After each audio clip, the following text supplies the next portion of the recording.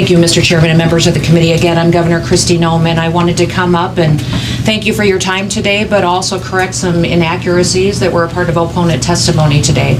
There was some discussion on how this impacted cities and municipalities, and I would say that in compliance to streamlined sales tax laws, legal decisions have been made in the past and evaluated the language in this bill we presented to you today, and it does allow cities to continue to collect sales tax on food if they would like to. There is legal standing, and the language is written correctly that it will allow those cities to do that if this bill is passed and signed into law. There was also some comments that talked about the fact about it being a complete elimination of a tax, and I do want you to know that if you look at the language in the bill in 1070, that it is scalable as well, that it is a rate scalable that stays in place because of compliance reasons with streamlined sales tax. So it has the same flexibility that a rate reduction does in other areas into the future, and that is so that we can continue to participate in streamlined sales tax into the future, and that we allow that kind of partnership that we've got going today to collect the revenue that is due the state of South Dakota. I appreciate the comments also as when it comes to our tribes and to the agreements that we have with them.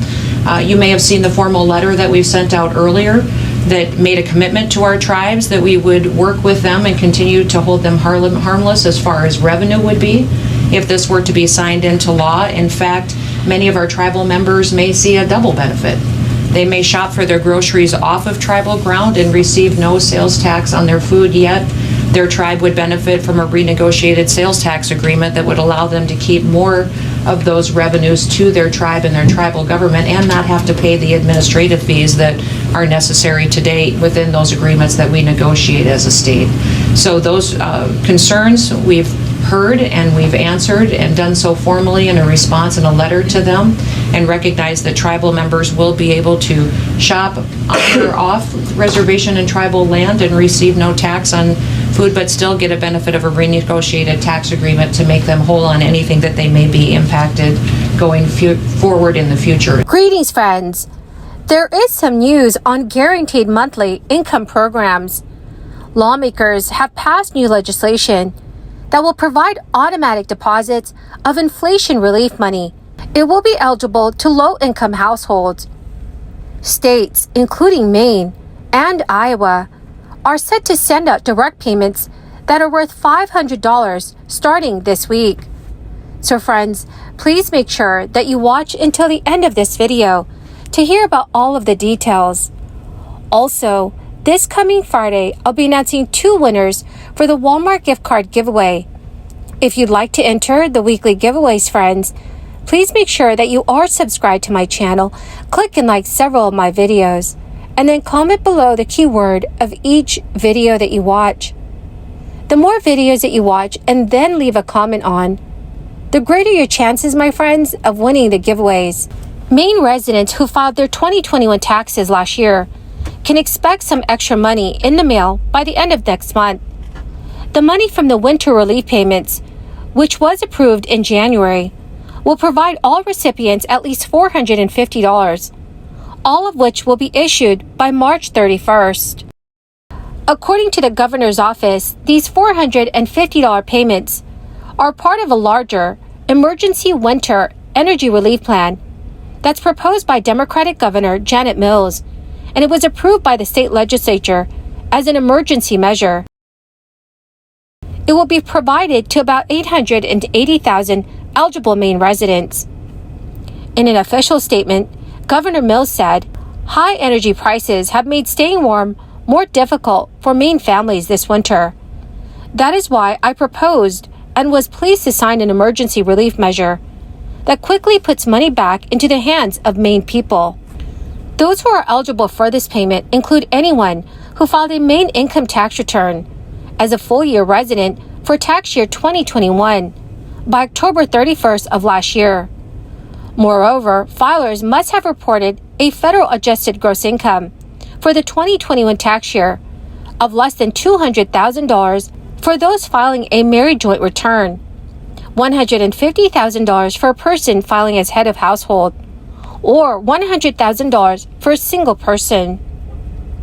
The first round of 5,000 payments was sent out to recipients on January 30th, And as of Friday, almost 60% of the payments have been mailed out. If two people filed a 2021 Maine individual income tax return and their combined federal adjusted gross income was less than $200,000, each person will receive the $450 payment.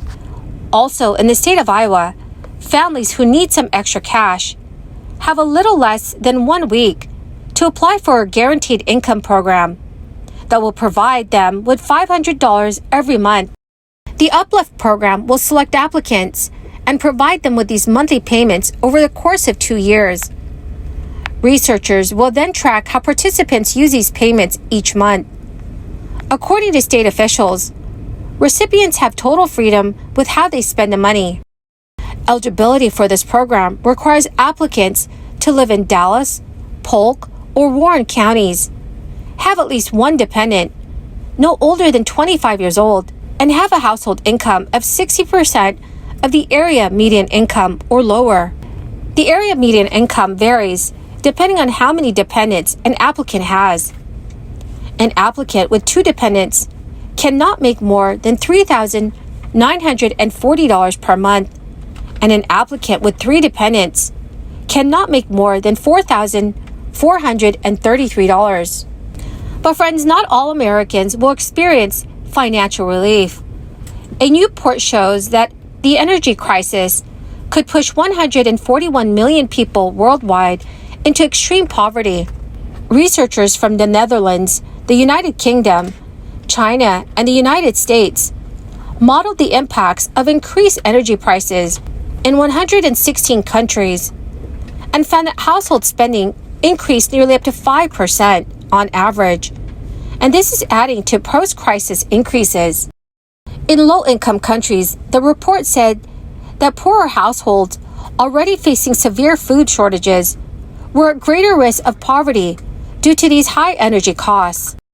Households in higher income countries also felt the impact of rising energy prices, but they were more likely to be able to absorb them into household budgets. And some countries are more exposed than others. For example, increases in energy costs in Estonia, Poland, and the Czech Republic are way above the global average, mainly because those countries rely more on energy-intensive industries. Energy price hikes caused by the crisis have also resulted in the increased cost of necessities like food.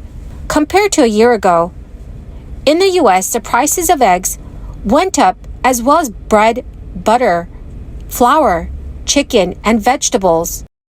And according to the report, many governments worldwide have already taken steps to lessen the impact of increasing energy prices, from reducing energy taxes and providing energy bill discounts to one-off energy subsidies and price caps. So dear friends, do you think that our government should do more for the American people? Please let me know your thoughts in the comment section below. Well, my amazing and most beautiful friends, that is the end of my daily stimulus update video for this Tuesday. Thank you, friends, for being part of this community and for joining me here every day. To show my appreciation, my friends, I'll be announcing 2 winners for the Walmart gift card giveaway this coming Friday. All you have to do to enter is click and like several of my videos, and then comment below the keyword of each video that you watch. The more videos that you comment on, the greater your chances, friends, of winning the giveaways. Thank you and have a wonderful and very blessed week.